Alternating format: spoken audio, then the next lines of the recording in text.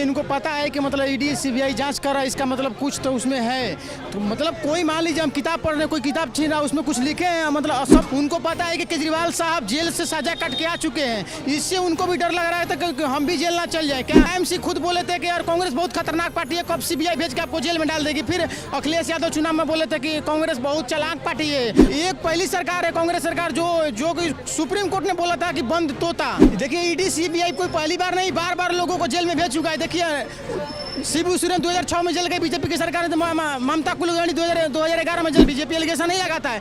आप ऐसा कारनामा कर चुके, कौन ऐसा आदमी है जो फाइल से लेके भागेगा? उसको पता है कि हमारा पूरा तुत्ता उसमें पड़ा है, पूरा पैसा उसमें फंडिंग पड़ा हुआ है, इसलिए ऊपर फाइल लेके भाग रही है। महाराष्ट्र के चुनाव से पहले करेगा, दिल्ली के चुनाव से पहले करेगा, वो तो संवैधानिक तरीका में लिखा हुआ है। आर्टिकल 324 चुनाव आयोग हर चुनाव से पहले मतदाता निरीक्षण करेगा। नमस्कार, मैं शिवम चौबे और आप देख रहे हैं सौगंध टीवी।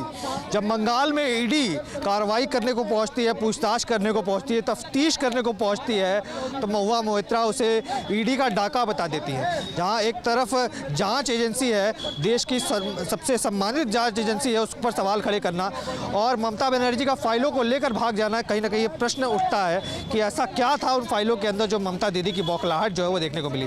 तमाम विषयों पर बातचीत करेंगे। कैसे देखते हैं अब जो ममता बनर्जी फाइलें लेकर भागी है, क्या लगता है ऐसा क्या खजाना था उन फाइलों के अंदर जो इतना डर पैदा हो गया? और दूसरा, महुआ मोइत्रा तो कह रही है ईडी ने डाका डाल दिया। ऐसा क्या ईडी जो सबसे सम्मानित जांच एजेंसी है उसको डाका डालने जैसा शब्द बोलना कितना उचित लगता है? देखिए इनको पता है कि मतलब ईडी सीबीआई जांच कर रहा है, इसका मतलब कुछ तो उसमें है।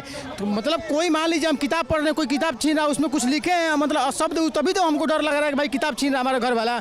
उनको पता है कि केजरीवाल साहब जेल से सजा कट के आ चुके हैं, इससे उनको भी डर लग रहा था कि हम भी जेल ना चल जाए। क्या एक पहली सरकार है कांग्रेस सरकार जो कि सुप्रीम कोर्ट ने बोला था कि बंद तोता, सीबीआई को बंद तोता बोला था। और मुलायम सिंह खुद बोले थे कि यार कांग्रेस बहुत खतरनाक पार्टी है, कब सीबीआई भेज के आपको जेल में डाल देगी। फिर अखिलेश यादव चुनाव में बोले थे कि कांग्रेस बहुत चालाक पार्टी है, डर के रहना पड़ेगा। फिर उसके बाद देखिए कोई एक सरकार है कि जो अपने मतलब घूस लेते हुए सरकार बचाई, तो कौन सरकार? कांग्रेस है।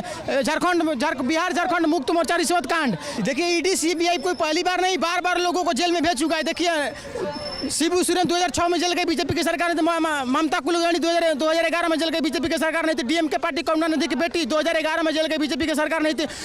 डीएमके पार्टी के 2010 में लोगों जेल गए बीजेपी की सरकार नहीं थी। 1997 में प्रश्न उठता है बीजेपी की सरकार नहीं तो चुनाव की टाइमिंग क्यों? जब बंगाल में चुनाव उसी समय अगर ईडी कार्रवाई करेगी, दिल्ली में चुनाव तो तब उसी समय केजरीवाल पे कार्रवाई होगी, तो ये प्रश्न उठता है ना कि केवल चुनाव के समय भ्रष्टाचार याद आता है क्या? 2013 में राहुल गांधी सोनिया गांधी पे एफआईआर हुआ था। 2014 में लोकसभा का चुनाव था, तो उस टाइम को ईडी सीबीआई छापा मारा था, नेशनल हेराल्ड घोटाला में चिट्ठा खुला था। मतलब देखिए आप जेल जाए तो मतलब बीजेपी पे थोपा लगाए, एक बार नहीं, पहली बार नहीं, बार बार। राजीव गांधी 1987 में एफआईआर, 1990 में केस दर्ज, बीजेपी की सरकार नहीं थी। ममता कुलकर्णी 2011 में जेल गई बीजेपी की सरकार नहीं थी। शिबू सोरेन 2006 में जेल गई बीजेपी की सरकार नहीं थी। डीएमके पार्टी करुणानिधि की बेटी 2011 में जेल गई बीजेपी की सरकार नहीं थी। और उसके बाद लालू यादव 1997 में जेल गई बीजेपी की सरकार नहीं थी। राजीव गांधी 1987 में एफआईआर, 1990 में केस दर्ज, बीजेपी की सरकार नहीं थी। लोग बोल रहे हैं कि जब से चुनाव आता है तब नहीं। ये 30 साल से देख चुके हैं कि मतलब ईडी सीबीआई के मतलब छानबीन में लोग जेल जा चुके हैं। बाद में कहते हैं कि मतलब जब चुनाव आता है तब बीजेपी वाले लगाते एलिगेशन, बीजेपी एलिगेशन नहीं लगाता है। आप ऐसा कारनामा कर चुके, कौन ऐसा आदमी है जो फाइल से लेके भागेगा? उसको पता है कि हमारा पूरा तुत्ता उसमें पड़ा है, पूरा पैसा उसमें फंडिंग पड़ा हुआ है, इसलिए ऊपर फाइल लेके भाग रही है। क्या लगता है कि अब चुनाव होंगे, अगर एसआईआर की प्रक्रिया भी चल रही है, क्या अगर एसआईआर पूरी तरीके से हो जाता है तो ममता की शासन को हिलाना वहाँ पर संभव हो पाएगा?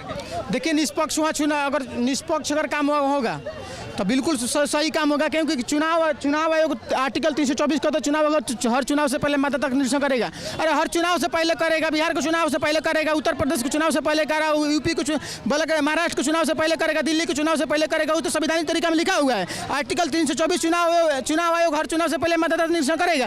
किसका करेगा? जो मान लीजिए हम 18 प्लस हो गया, हमारा नाम जोड़ेगा, जिसका जो मर चुके हैं उसका नाम काटेगा, जो पश्चिम बंगाल से दिल्ली, जो पश्चिम बंगाल से महाराष्ट्र, जो पश्चिम बंगाल से बिहार चलेंगे उसका नाम काटेगा।